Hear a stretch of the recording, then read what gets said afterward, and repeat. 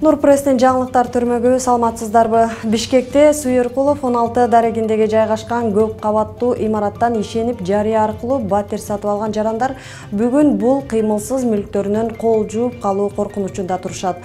Аталган 70ке жакын үй бүлө чындык издеп президент Садыр Жапаровго жана УКМК төрагасы Камчыбек Ташиевке кайрылып жардам сурашууда. Алар 1,5 миллион $500,000 сызга отурган аз келгенсип өздөрү сатып алган батирден чыгып калуу коркунучунда турат. Белгилей кетсек, баары Нуржанат ЛТД ЖЧКсынын расмий өкүлү Нуржан Рыскулова жана Квартал строй ЖЧКсынын башкы директору Асыл Талипова менен сатып алуу макулдашуусунан башталат.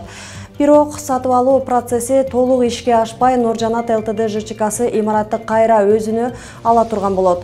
Ал ортодо Квартал строй ЖЧКсынын башкы директору Талипова бүтө элек батирлерди сатып акчасын алууга жетишет. Сатып алган жарандардын айтымында батирлер 2021 жылдын сентябрь айында толук мыйзамдуу берилмек. Бирок аталган эки тараптын араздашуусунан улам маселе бүгүнкү күнгө чейин чечилбей, Бишкек шаардык прокуратурасында иш уланып келет. Ошентип иттен жок, же ит байлаган жиптен жок дегендей, же батирден жок, же төлөгөн акчасынан дайын жок болуп, пайдасын кызыл кулактар көрүп, ортодо жөнөкөй жарандар сызга отурушууда. Кайрадан Нурпресс борбору көрөрмандардын көңүлүн Саламаттык сактоо министрлигинде орун алган одоно бузулган мыйзамдарга бурууга аргасызбыз. Атап айтсак, Жал Кичи районундагы эне жана баланы коргоо борборунун жетекчиси Маймерова Гүлзат Шаршенбекованын атына кат куржунубузга кайрылуу келип түштү. Ал кайрылууда аталган борбордун жетекчиси Гүлзат Маймерова жетекчилик кызматты аркалап жатып, кадрдык башаламандыктарга, өзүн билемдик менен ар кандай мыйзам бузууларга жол берген. Биздин борбор журналисттик иликтөөнү баштап, жетекчиге барып собол салып кайттык. Алсак, Гүлзат Маймерова жумушка келгенден бери айрым кесипкөй кызматкерлер ички интригага жана моралдык кысымга чыдабай өз арызы менен жумуштан кеткен фактылар катталган. Өзүнүн бир жеке кызыкчылык үчүн же орун керекпи же кандай ошого жетүү максатында кысымчылык, моралдык түрдө кысымчылык көрсөтүп, ошондайдын айынан мисалы бизде көптөгөн жакшы врачтар өздөрүнүн каалоосу менен жумуштан кетип калышты. Ошого да мени жеткизип баратат, бирок мен акыйкатты издеп, сот болсо сот аркылуу издеп, мен даже президентке кайрылганга, Ташиевдин өзүнө кайрылганга азыр даярмын. Акыркы күндөрү саламаттык сактоо тармагында мыйзамсыз иштер көп катталып жатканы, бул тармактын ичинде модернизациялоо иштерин жүргүзүү менен тиешелүү чечимдерди кабыл алууда министр Гүлнара Батырованын дагы кызыкчылыгы жана жоопкерчилиги жетишерлик болуусу зарыл.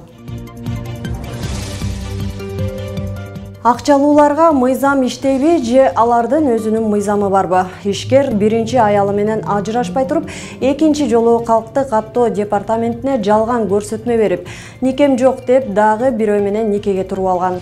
Департаменттен билдиргендей, 2019 жылы санариптик система жок болгондуктан жалпы маалыматтардын базасы иштеген эмес. Башка кызыкчылыктар мененби Айтор ага экинчи жолу дагы нике күбөлүгү берилген.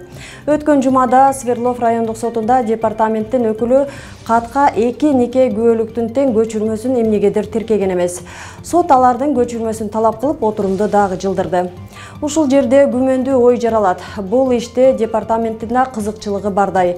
Негизи Кыргызстанда мыйзамдуу түрдө 2 аял менен никеге турууга уруксат жок. Нуржанбек Үсөнов 2001 жылы 13 октябрда үйлөнүп, Лейлек районунан нике тууралуу күбөлүк алышкан. 1 жылдан кийин бул каарманыбыз кайра үйлөнгүсү келгенби, Айтор 2019 жылы 7 августта Октябрь районунан никелешүү тууралуу күбөлүк алган.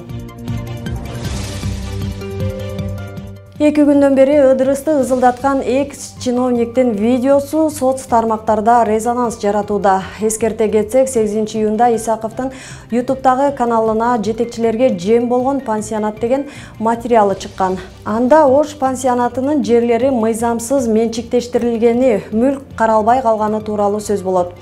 Видеодо көрүнүп тургандай, оператор менен журналист бара жатканда эле аталган пансионаттын мурдагы жетекчиси Маматкарим Койчукулов камерага асылып баштаган. Андан соң Исаковду чаап жибергенин көрүүгө болот. Ушундан улам бул адамды иштерин күч колдонуп, же акча менен, же тааныш менен бүтүрүп жүргөн окшойт деген божомолдор айтылууда.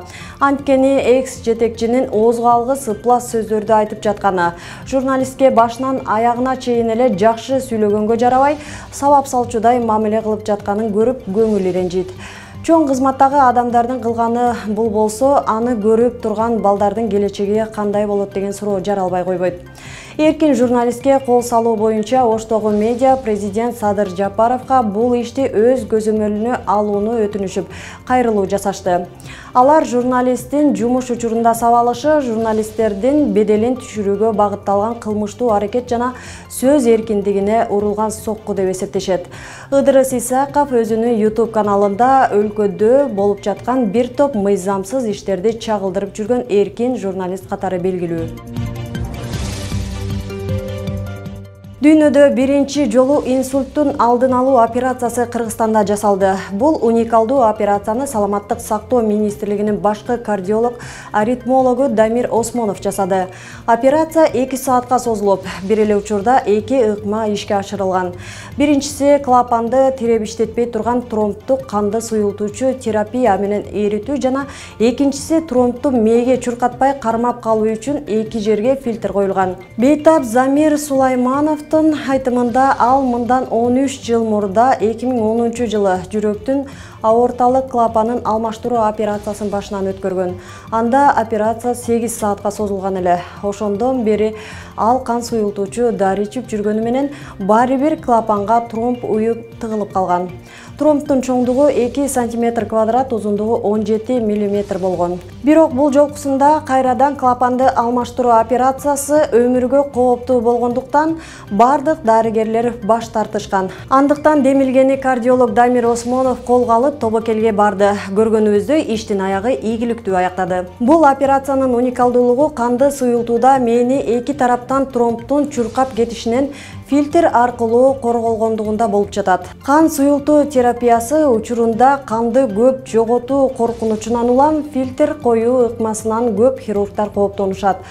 Бул ыкма Европанын кардиология ассоциациясынын Европing Heart журналына 19 апрелде басылып чыкты.